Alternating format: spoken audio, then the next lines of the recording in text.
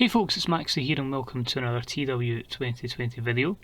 You join us today for, well, I've got to be perfectly honest, it's a bit of a filler pay-per-view. It is WWE Stomping Grounds, where it's one of those ones where a lot of people are just getting opportunities and spotlights. You know, a main event that's kind of, you wouldn't normally see it like a big four pay-per-view, but I feel like it's something that could do well, but I do fear quite a lot for the psychology stat of it. A few other matches on the card also are kind of like storyline links, so I'll explain them as we go along. And I must stress as well, this is the first pay-per-view that I've booked and recorded under the patch 1.23. One thing I've noticed, I've not booked any shows, this is literally going to be the first show as well that I've booked under it, that the attendances have had a boost. So normally we were getting about 40 to 50,000 for a pay-per-view, that's been bumped up, so I could be drawing roughly 65,000, so this is going to be the biggest gate we're going to do. And it's a shame WrestleMania was a couple months ago, because I think that curve maybe smashed about 70 to 80,000.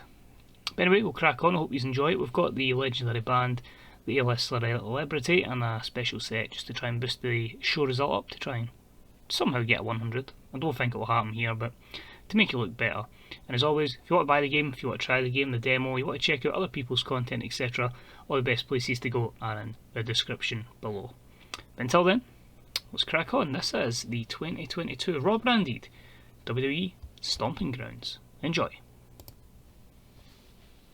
So there we go, we're at the Heinz Field in Pennsylvania, and it's 65,918 in attendance, so without a doubt our biggest pay-per-view attendance. We start the show with our usual promos, starting to get the main event over, and that is between the WWE Champion Big E and the number one contender Karrion Kross. Kross has been on a good run of form recently, a good couple of victories, and he's getting his opportunity here. He's someone I don't feel like I've properly utilised as much as I really wanted to.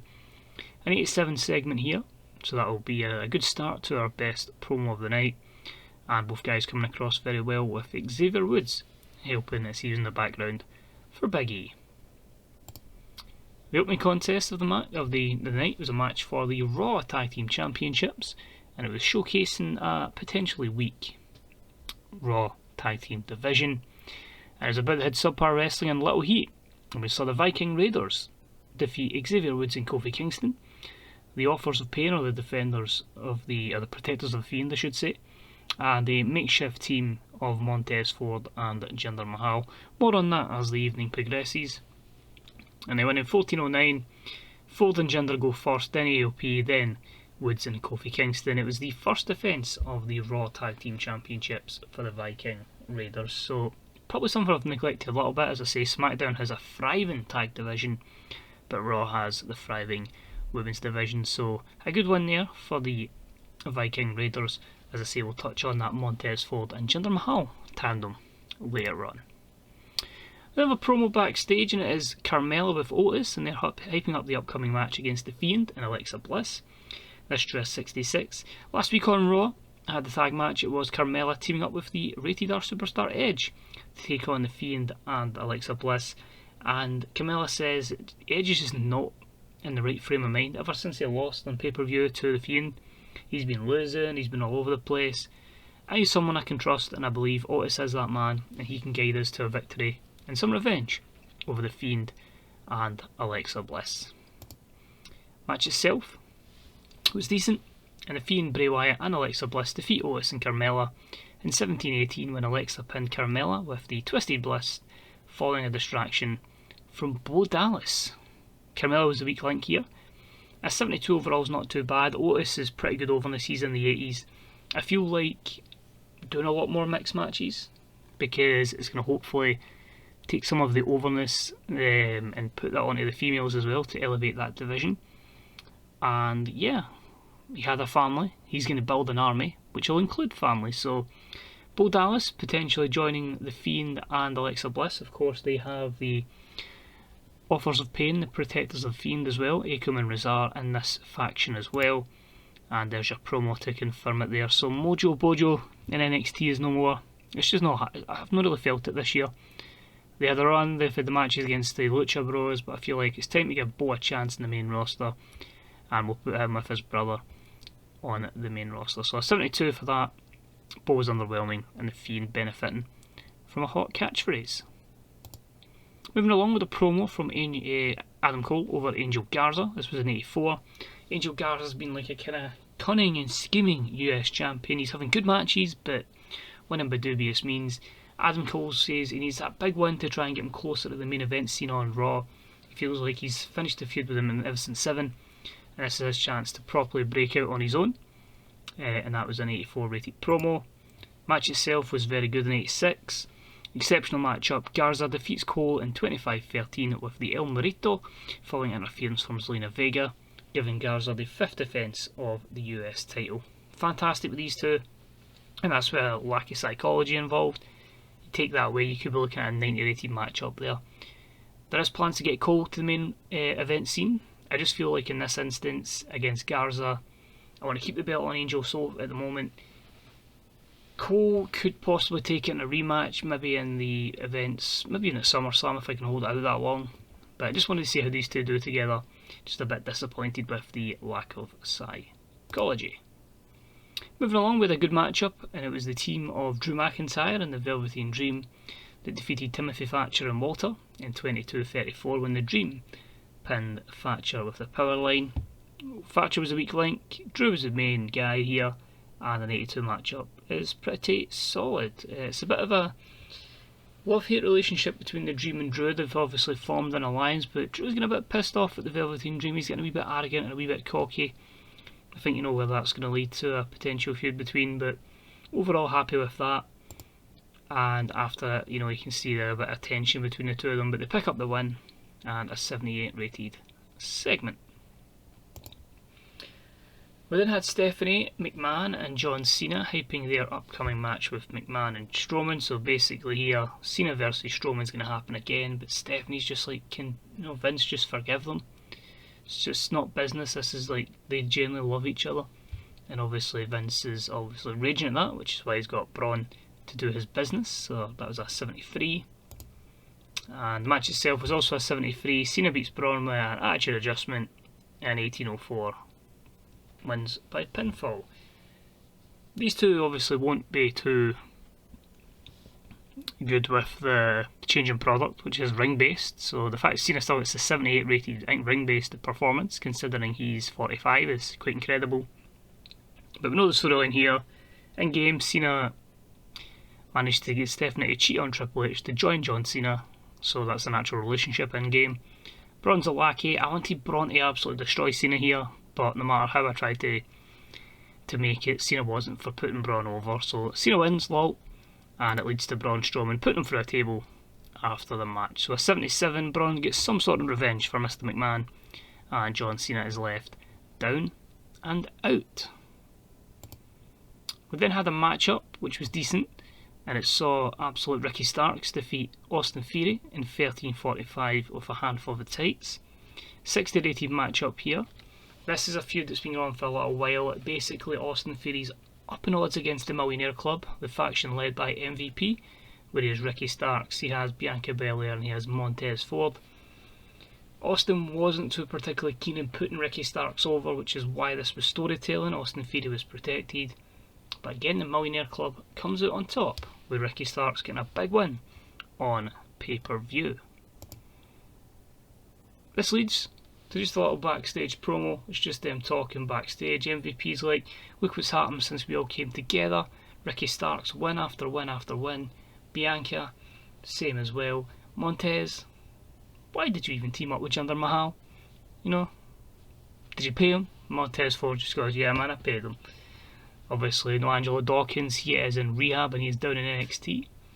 But yeah, basically, just we kind of wanted that kind of thing where Montez Ford and the Millionaire Club just basically laugh off Jinder Mahal and say, well, it was just to get me a partner for that matchup. So, because these two will never team together, I just want to keep them as like a single unit for now. But Millionaire Club might be open for new members, so keep an eye on that at one point. But 67 for the Millionaire Club. Edge then has a promo. It's just him saying, I don't know what's happening, I just seem to be losing, I don't know what the Fiend has done to me, but I feel this must be close to the end. I'm hoping he retires in game soon, because he can barely go a 12-minute match now. So yeah, just a wee promo for Edge and just trying to kind of slowly write him off television and then hopefully retire at the age, I think he's got about 49 in game, which I would feel would be quite acceptable. Speaking of that, I want to unretire someone. Why don't you guys think of it? I want to unretire Paige and give her a strong push in the women's division. Let me know what you think of that one. If you feel it could be realistic the way she's talking, we'll go with it. If not, I still maybe want to go with that, making her the greatest manager of all time. So let me know how you're on the fence with that one. We then have a little heated confrontation between the Millionaire Clubs, Bianca Belair, and Sasha Banks, of course, Miss Money in the Bank. And they get a little bit of arms reach, they're ready to punch each other or whatever, but they get pulled apart. But yeah, a bit of tension there between Bianca and Sasha, potentially leading something down the line. Sasha's in action, season tag team action in the co-main event of the evening, and it had good heat and decent wrestling, and it was the team of Sasha and Rhea Ripley who defeated Ronda and Shayna in 1606 when Sasha submitted Shayna with the Bank statement. A 75 here, very strong performances from Rhea and Ronda. The strong connection with the young female demographic was good for Rhea. Simple women's champion Rhea Ripley, Money in the Bank Sasha Banks. They're kind of like, it's cool, I won't cash in on you and take your title. A furious Ronda Rousey and a Shayna Baszler who cannot pick up a win to save herself, and that is really irritating Ronda Rousey at this point in time. So not a fantastic show, but a lot of stuff in terms of storyline is moving along, and it's going to put all the pressure on this main event to deliver, which I don't think it will. Promo anyway from Big E getting 83, just saying, Karrion Kross is a very dangerous man, certainly not underestimate him, but at the end of the day he's going to hit him with a big ending and he'll remain your WWE Champion. This is the one that will determine if we get a good show or not. What did I say? Psychology. I had a feeling it was going to be the case. It's a shame because it had unbelievable heat and superb wrestling, so the overness is not a problem with these two. Big E defeated Karrion Kross in 25-35 with a big ending. Second defence of the WWE title, just a 79. With those two performances, that could possibly have been 80s, 90s. Struggling to go 25 minutes as well, but I wanted to try it. As I say, that's why it was a filler pay-per-view. Might take a loss on that, but we need some more people in the main event scene that are going to have 75 plus, 80 plus psychology, and that's only going to happen with more matches against each other. And the New Day celebrate at the end of the day, 71. We'll probably pick up about an 83 and 84 here, given the main promo was an 87, the main match was a 79 plus the boosts. So, New Day celebrate. Will I be celebrating? Oh well, guess we got an 87 then. I'll take that then. So, what I'm wondering is, did Angel Garza and Adam Cole potentially help us? But as I say, 90% of the focus is on that, and 90% of the focus is on that promo as well. Must have got a really, really good boost then from what we put in, but it also gives you an idea of how popular we are, given that 87 didn't result in any popularity changes. So maybe the filler event was a success, and maybe I'm just abusing the usage of a set, celebrities and live bands. Maybe a bit too much. But we'll jump back in and we'll see what's happening on the main screen. We'll take a look and see how profitable that was and how many people we drew, because I keep expanding the WWE network in America, so I'm hoping more and more people will watch the show. Big Show joins the Hall of the Immortals, so that's something we don't take any control of. That is the game, so they've given it to the Big Show. Fair play. He is in. Stomping Grounds was awesome, was getting fantastic reviews, and Antonio Ambrose has signed with AEW. Alex Reynolds is bulked up.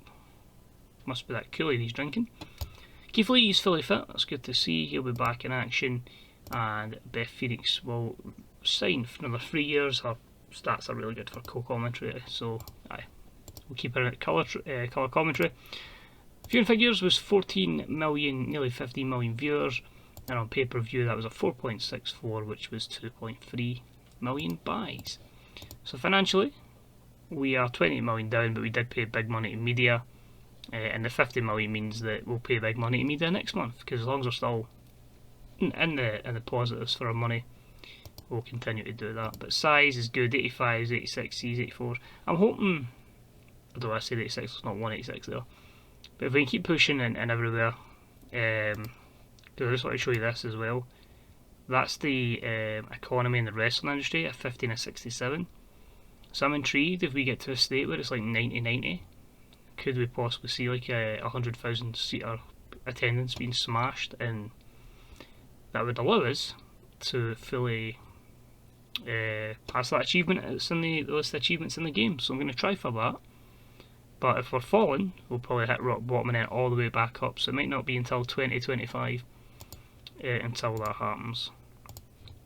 Quickly look to the Raw brand. Raw brand wrestler. So the Fiend, Bray Wyatt. I'm going to probably take the Fiend part and just go as Bray Wyatt and just have him as this character maybe for a bit. I'll see Adam Cole and OK in defeat. Garza's pretty much stayed the same. Theory. It's people that I want to check. Big E, still solid. Karrion Kross. Not really any changes for his either. Drew McIntyre's in the 90s still as well. Braun, not much of a change there. Otis, a little drop. Alexa, are you gaining much popularity since you've joined the Fiend? Like 2 over. She's never really gained much at all. Sasha is starting to really push on and missed Money in the Bank. You can see there that gain of 14 over since May. So yeah, putting the Money in Bank on her was a wise decision. I think Shayna will take a fair knock. Only a couple. Rhea's obviously, oh my word, Rhea's going to break 100. Oh, well not break 100, but breakthrough is generally like, wow. I don't know if it's the increased exposure or just putting her over the right people, but she is getting over like nothing else, and I am absolutely delighted to know that we're going to have somebody at 25 that's going to have that much overness. My worry is psychology, but if it comes to worse, I can have a Becky versus Rhea big feud. So I think Ronda would have great psychology. I'm 54, so Sasha's 77, perfect. But that's the thing. You start off with Ronda and Becky is the ones that are most over. That helps get Rhea over, which will help get Sasha over. Chelsea got over because Becky was happy to do that promise. And then that can filter into others as well. We'll bring back Bayley at one point. We'll get over the likes of Ruby and Shotzi, and we could have Priscilla. We could have a very thriving women's division. So delighted with that. Just confirm, because even though there's a wee spoiler for what's going to happen in the future, if I can find it, that's our promises. So in the next 2 months, Jacob Fatu will get put over by The Miz, and it'll be put over 3 times by Andrade. So guess what matchup you're seeing next week at Backlash? Andrade versus Jacob Fatu, and Drew McIntyre is happy to put the Dream over 3 times, so we'll do that as well. Usual status, the fact that Dream, Devlin, etc. are being used on WWE television means we'll push them.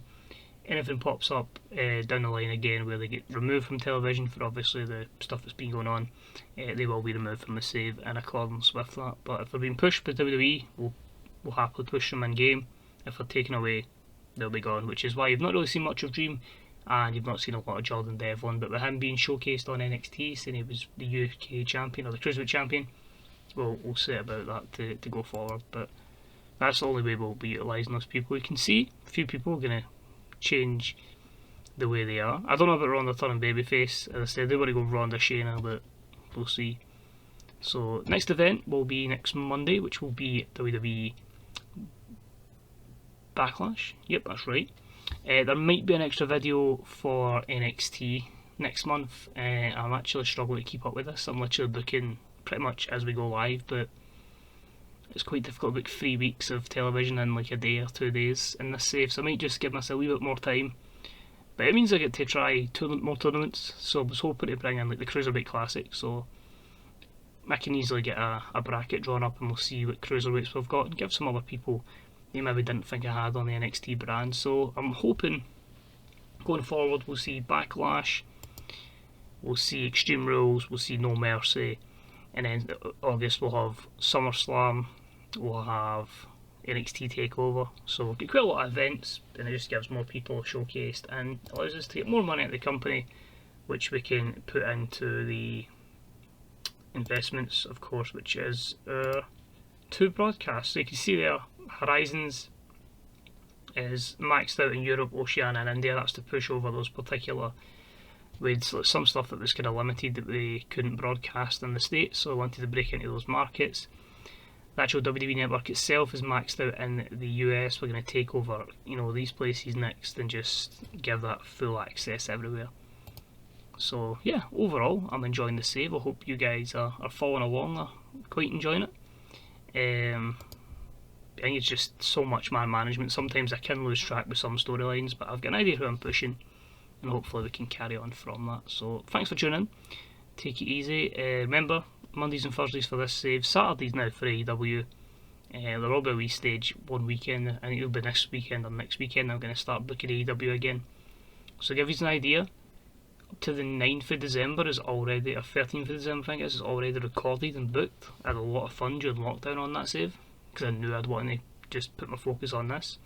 So a lot's changed, the product and games changed in terms of Wrestling Nerd Nirvana, so expect that to be a wee bit, a few outdated references, as you'll probably see with the patch number on that. It'll be like 1.17 or something, but yeah, looking forward to booking that again, and I'll get that booked through, probably, I think it's Double or Nothing I've just finished. I'll be booking through it all out for another set of bulk booking, but keep an eye on that if that's your fancy. And yeah, thanks for the support. Take it easy, stay safe, and see you soon. Bye bye.